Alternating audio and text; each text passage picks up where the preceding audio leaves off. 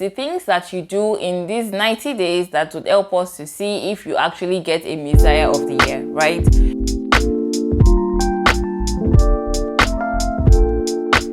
Hey fam, how are you doing? Welcome or welcome back to my channel. My name is Tobi Achudume, and here on this channel we'll talk about topics, tips and tricks that will help us grow fearlessly to the best versions of ourselves. Today we are going to be talking about how to glow up for the next 90 days. So this is your best self guide for the next 90 days, how to be your best self in the next 90 days. Let's get into this video. If this is your first time of coming across this channel, you're super welcome. I am so excited to have you here. And if you're a returning subscriber, thank you so much for coming again. I hope that you enjoyed this video as much as you've enjoyed the other ones. Do not forget to share with your friends and family if you enjoyed this video. Also give it a thumbs up and subscribe if you haven't. Okay, let's get into today's video.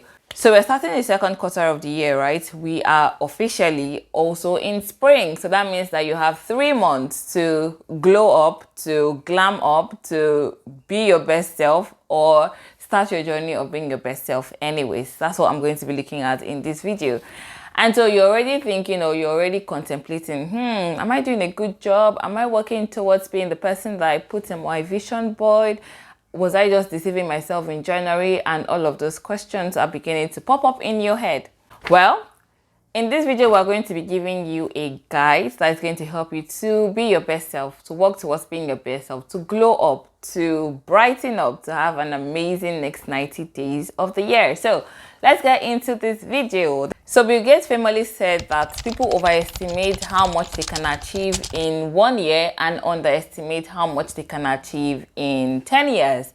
And if you look at this, what it's trying to say, or the message or the point that I got from this, is that we say we're going to do a lot of things in a short period of time, and then we reduce how much we can achieve in a long period of time. So if you look at this, it would be that we overestimate how much we can achieve in 1 quarter of the year, and we underestimate how much we can achieve in 1 year.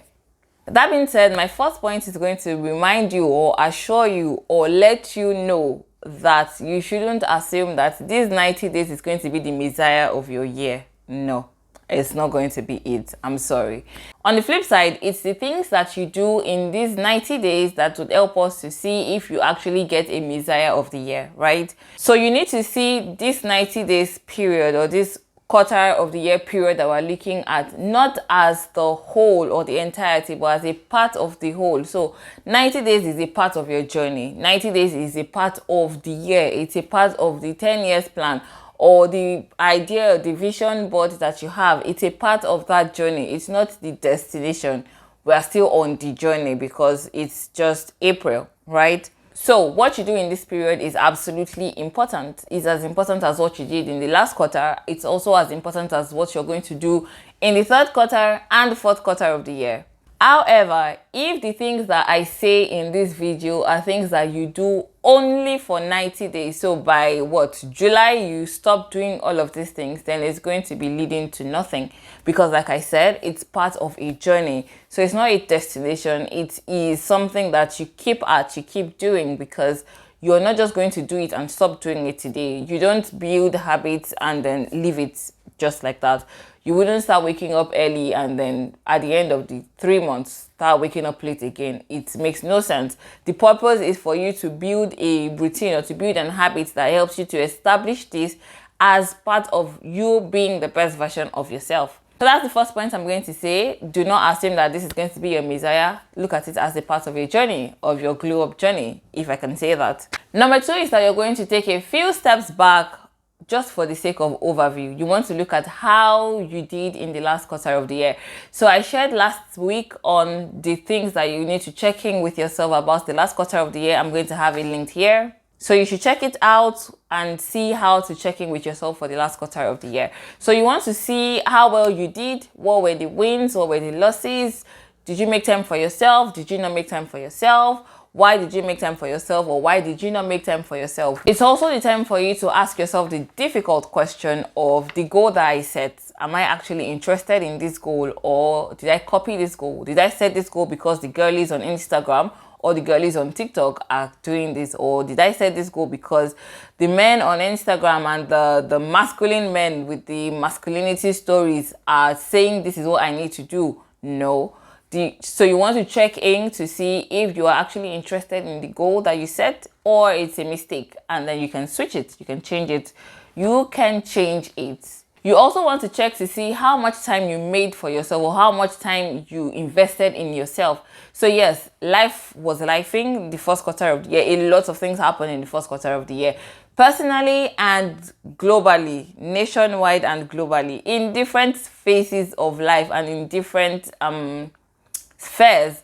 Things were just happening at random situations and all of that. You want to check in to see that as much as those things were happening, was I still able to keep tabs with myself and the things that I said I was going to do for myself in the quarter? Or did I get carried away? Distractions came up. Was I distracted? How did I handle these distractions? Did these distractions stop me from doing the things that I said I was going to do for myself? You want to ask these questions to make sure that you're on the right track going forward in the second quarter of the year. Number 3 is that you want to remind yourself of the goal that you have set for yourself in this second quarter of the year. So if you have been following me, you probably know that we are working with quarters of the year, right? So there are goals that you achieved in the first quarter. There are goals that you want to achieve in the second quarter. You want to remind yourself of what these goals are in the second quarter. And remember that our plan is not to encourage failure. We want to encourage wins. We're winning this year, right? So you want to make sure that the goals that you set for yourself this quarter are not goals that will overwhelm you. Because what we see when you're overwhelmed with a goal for a particular period of time is that it stops you. You limit the energy that you have to pursue goals going forward. You're frightened about it because you feel drained about what you did in the last quarter. So in this second quarter, you want to make sure that your goals that you have set are not overpacked. You don't overpack the quarter.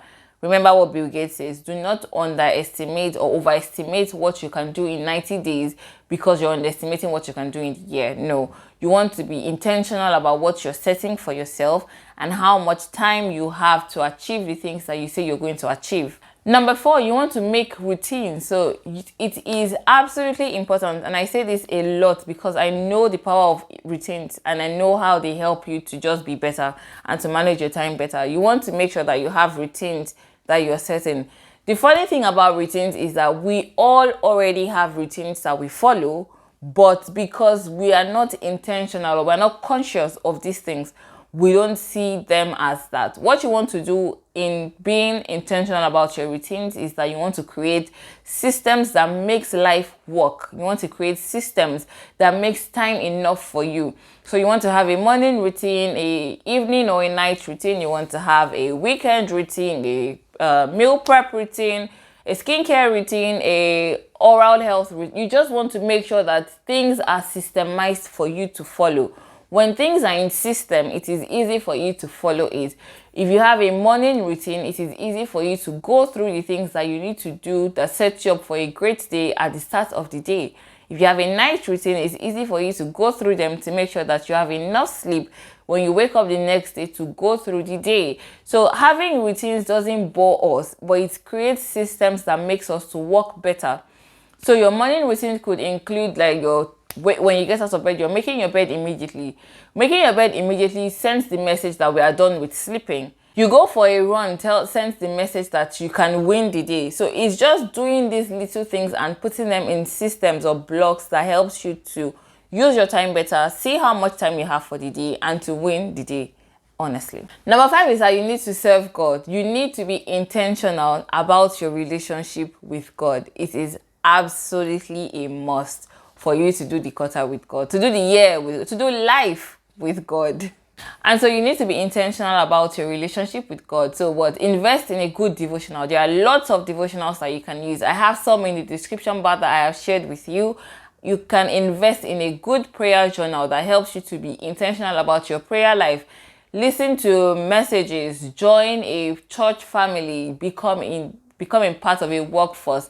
Do things that helps you to grow in your relationship with God, because one thing or one advantage that you have doing the year with God is that you can never lose when God is on your side. Yes. So having a time for God in your day does the absolute best for you. You are conscious of the day. You don't know the things that you're saving yourself from when you're investing in your relationship with God. Actually, you do know the things that you're saving yourself from. There is also the part where you are doing life with the person that knows it. Is Alpha and Omega. So he knows the beginning and he knows the end. He obviously knows what is between as well. So it's just better for you to do the day, to do life with someone that knows how life is already going to be. And the real glow up that you're looking for is coming from the relationship that you have with God. You want to be different, you want to stand out, you want to win. You can only do these things with God on your side. Number 6, invest in yourself physically. Yes, so I know that man is spirit, as well as many of you that follow me knows that man is spirit. But man is spirit that lives in a body that has a soul. So as much as your spirit is important, your body is important, and God is interested in your body, because the things that he wants us to do on earth, he can't do with your spirit. He does it with your body. God needs your body to function on earth. That's why Jesus came to be man. He needs your body to function on earth, to do the things that he wants to do on earth. He needs us. And so that means that you need to be invested in your body as well. So take care of your body. Make sure that your body you're clean. Make sure that you smell good. One of my favorite quotes, and I said that on Instagram, and I think I heard it from my dad. I can't remember where I heard it from. Is that looking good is good business, because if you're ever going to be passing any message, the person passing the message needs to look attractive. One of the things that I told myself at the start of this year was that I was never going to be cut off fresh. And saying this is not saying it because I want people to see me and say, oh, Tobi, you look good, but because I actually feel better. I do things better. I'm more confident and comfortable when I look good. So make sure that you look good. Dress well, dress nice, smell good, have your bath, brush your teeth. Just be clean. Make sure that the vessel looks presentable. As much as what is inside you is important and valuable, the carrier also needs to look presentable for us to want to know what is inside, to know what you carry. To be the person that you want to be the person that you see on your vision board, the picture of whoever it is that is on your vision board right now, you have that person on your vision board because the person looks good. You don't have somebody looking shabby, looking terrible on your vision board, because that's not attractive to you. So you want to also make sure that somebody can see you and say, yes, this is what I want to have on my vision board as well. You want to look good so that when opportunities that you're looking for comes, you look like the person that wants to receive these opportunities. They're not looking at you and the opportunity and saying it doesn't fit, it doesn't match. No. Please look good. Yeah. Invest in yourself physically. Number 7 is you also want to be healthy. Yes, you want to be healthy. So you want to be fit. You want to, as much as you're looking good and investing in how you look, how you dress, you also want to make sure that your actual body is fit and healthy. Your health is absolutely important. If you are not healthy, then all of the other things that we have said is almost irrelevant, because it is a healthy body that can do the things that we have talked about, right? So you want to make sure that you're eating right. And this is why I am very big and like I'm a pro meal prep planner. Is that what he said? I am a pro meal prep. Like I am so for meal prep, because I wouldn't imagine that you're making your grocery list and on it you write chocolate, candy, sweet, all of these sweet stuff that you want to stay away from. You wouldn't do that. And so getting healthy, getting fit means that you're conscious of the things that you eat, that you ingest into your system. You're not just eating sugar. You're not eating refined, or what's the English, sugar. You're eating things that are healthy. You're eating things that helps you to be healthy. You're going for walks. You're going for runs. You're signing up for the gym.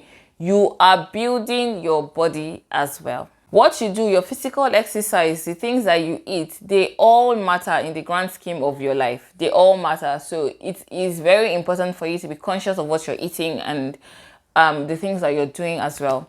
So these are 7 things that I am very sure and certain are going to help you to glow up in the next 90 days. And remember that we said that this glow up is not something that you just want to do. It could be a start. You're starting this thing right now towards you being the best version of yourself, towards you being the best person that you can be. So don't do it for 90 days and then stop and expect that you're going to be a different person. We say it's a 90 days glow because we expect that when you get to day 90, it's become a part of you and you can continue to do this. It's not a start, stop, start, stop, start, stop. No. You're doing this because it is important to you to be your best self. And when you start this, after 90 days, it becomes a part of you. You shouldn't be able to let go of it. Thank you so much for watching this video. I hope that you enjoyed it. Please let me know in the comment section if you did. Also share with your friends and family. Leave a comment in the comment section. Please remember that I have tools that would help you to glow up this year or this quarter in the description bar. You can check it out and just be a part of it. Thank you so much for watching. I'll see you guys in the next one. Till next time, bye.